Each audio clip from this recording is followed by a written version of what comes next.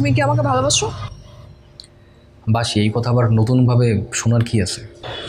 কতটা ভালোবাসো? যতটা তুমি আশা করো তার থেকে অনেক বেশি ভালোবাসি। তুমি আমাদের ভালোবাসার জন্য সবকিছু করতে পারবে? হ্যাঁ পারবো। আমাকে নিয়ে পালাতে পারবে?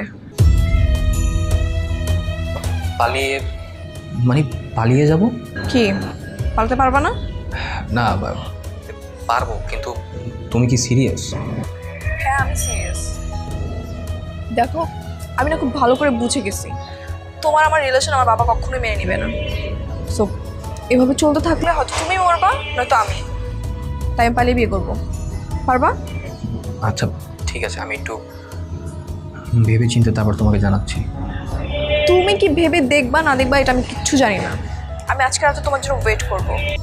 তুমি যদি না আসো তাহলে আমাদের রিলেশন এখানেই শেষ।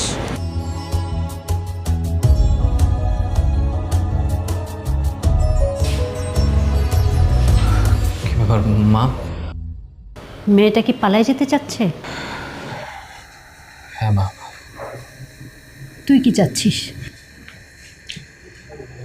বুঝতে পারছি না মা, তবে এতটুকু বুঝতে পারছি যে আমি ওকে ছাড়া থাকতে পারবো না মা। তুই যদি সত্যি ওকে ভালোবাসিস তাহলে যা পালায়। পালিয়ে যাবো মানে কি বলছো মা? সত্যি বলছো? হ্যাঁ, কিন্তু কোথায় যাবে কি করবি ঠিক করছিস? রোদেলার সাথে আমার কথা হয়েছে, ও আজকে রাতেই ওর ব্যাগপত্র গুছিয়ে বাসা থেকে পালাবে। আর তুই রাত্রিক 10টার সময় গাড়ি নিয়ে ওর বাসার পিছনে কেটে দাঁড়াবি, ও ব্যালকনি থেকে নামবে। আর ঠিক সেই সময় দারুণকে সরানোর দায়িত্ব তোর। 5 মিনিটের জন্য হলেও দারুণকে গেট থেকে সরাবি।